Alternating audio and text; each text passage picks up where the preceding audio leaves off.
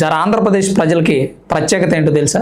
మన రాజధానిలో మనం ఇండిపెండెన్స్ డే సెలబ్రేషన్స్ చేసుకోబోతున్నాం. ఏపీ రాజధాని అమరావతిలో ఈసారి అంగరంగ వైభవంగా స్వాతంత్ర దినోత్సవ వేడుకలు జరగబో. అయితే ఏపీ రాజధానిలో స్వాతంత్ర దినోత్సవ వేడుకలు జరుపుకుంటామని ఎవరు ఎక్స్పెక్ట్ చేయరు. ఎందుకంటే మొన్నటి వరకు పరిస్థితి వేరేలా ఉంది. రాజధాని ఏదో ఎవరికీ తెలియదు. కూటమి గవర్నమెంట్ ఎక్కిన తర్వాత వీళ్ళు అనౌన్స్ చేశారు, ఖచ్చితంగా రాజధాని అమరావతి. అనౌన్స్ తో రాజధానిని మనం ఎట్లా ఫిక్స్ అవుతాం? దానికి ఒక అధికారిక ప్రకటన కావాలి కదా. అందుకని పార్లమెంట్ లో బిల్లును పాస్ చేయండి. రాజధాని మారదు, రాజధాని ఇదే ఉంటుంది, ఎవరు ముఖ్యమంత్రి అయినా 2029లో వీళ్ళు గెలవచ్చు, మరొకరు గెలవచ్చు, కానీ రాజధాని అయితే మారదు. సీడ్ యాక్సెస్ రోడ్డు ఎప్పటి నుంచి జరుగుతుందో మీ అందరికీ తెలుసు. నాకు తెలిసి 2014లో ముఖ్యమంత్రి అయిన తర్వాత టీడీపీ పార్టీ గెలిచింది, చంద్రబాబు నాయుడు గారు ముఖ్యమంత్రి అయ్యాడు. అప్పటి నుంచి సీడ్ యాక్సెస్ రోడ్డు ప్లానింగ్ ఉంది, కానీ పూర్తి అవ్వలేదు. మధ్యలో ఒక స్థలం అడ్డం ఉంది. ఆ స్థలం ప్రతిపక్ష పార్టీకి సంబంధించినటువంటి సానుభూతి పరులు, వాళ్ళు ఇవ్వనన్నారు. ఆ మహిళ కోర్టుకు వెళ్ళింది. 1,40,00,000 రూపాయలు ప్రభుత్వం ఇస్తానంటే కూడా ఆ స్థలం ఇవ్వలేదు. ఆ తర్వాత కోర్టు ఏం చేసింది?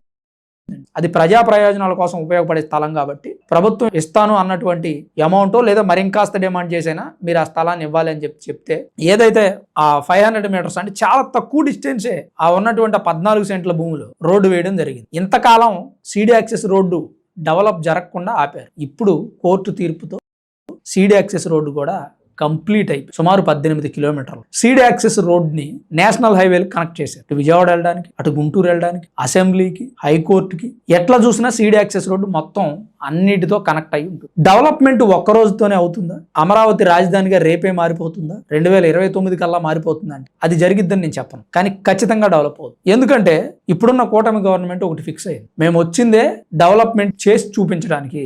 ఆ డెవలప్మెంట్ ఖచ్చితంగా చేస్తాం. పైగా 2024 ఎలక్షన్స్ లో జరిగింది కేవలం జగన్మోహన్ రెడ్డి గారిని అధికారంలోకి దింపడానికి చేసినటువంటి ప్రయత్నమే. అవి ఎన్నికలు కాదు.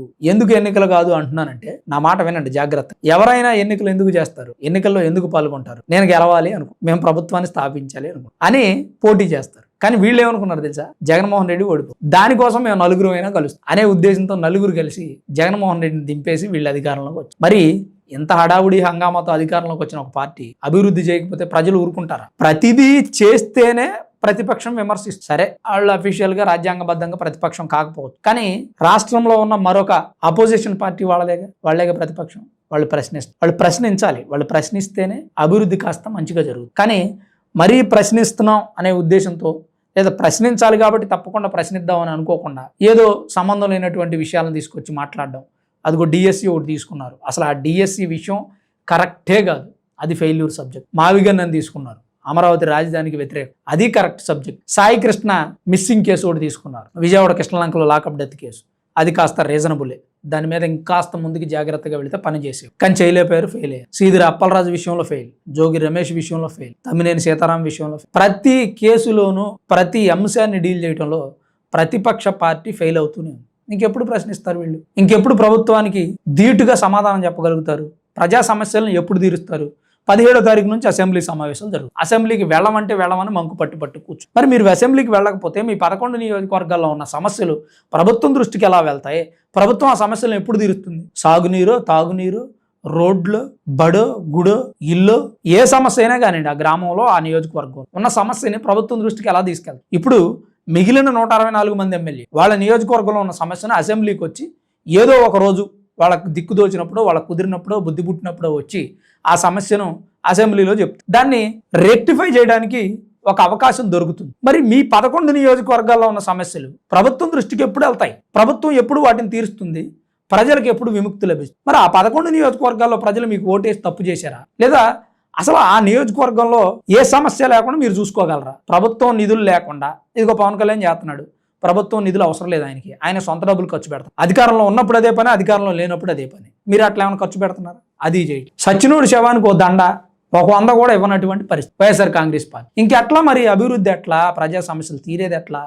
మేము ఏదైనా మా సమస్య ఉందని మీకు చెప్పేది ఎట్లా? మిమ్మల్ని గెలిపించుకున్నందుకు మా దౌర్భాగ్యం ఏంటి అని మిమ్మల్ని గెలిపించిన నియోజకవర్గంలో ప్రజలు బాధపడతా ఉన్నారు. అర్థం చేసుకొని ప్రజల కోసమైన అసెంబ్లీకి వెళ్ళి ప్రజా సమస్యలు ఏంటో చెప్తే బాగుంటుంది అనేది నా అభిప్రాయం. మరి స్వతంత్ర దినోత్సవం సందర్భంగా అయినా 17 నుంచి వైఎస్ఆర్సీపీ పార్టీ వాళ్ళు అసెంబ్లీకి వెళ్ళాలని కోరుకు. ఏపీ అభివృద్ధి స్పీడ్గా జరగాలని, రాజధాని త్వరగా కట్టాలని, కంపెనీలన్నీ తీసుకురావాలని, ఉద్యోగ అవకాశాలు పెరగాలని, రాష్ట్రంలో ఉన్న యువత విదేశాలకో వేరే రాష్ట్రాలకో ఉద్యోగాల కోసం 15-20 వేలకు పనిచేస్తూ అద్దెలు అక్కడ కట్టి మిగిలి ఏమీ లేక ఖాళీ జేబులతో పండక్కో పబ్బానికో ఊరొచ్చే పరిస్థితి కాకుండా మన రాష్ట్రంలోనే అభివృద్ధి జరిగి ఉద్యోగాలు రావాలని కోరుకుందాం. మరి మీరేమనుకుంటున్నారు? మీ అభిప్రాయం ఏంటి? తప్పకుండా కామెంట్ రూపంలో రాయండి. వీడియో చూస్తున్న ప్రతి ఒక్కరూ దయచేసి లైక్ చేయండి. చివరి వరకు వీడియో చూసిన మీ అందరికీ పేరు పేరున ప్రత్యేకించి ధన్యవాదాలు.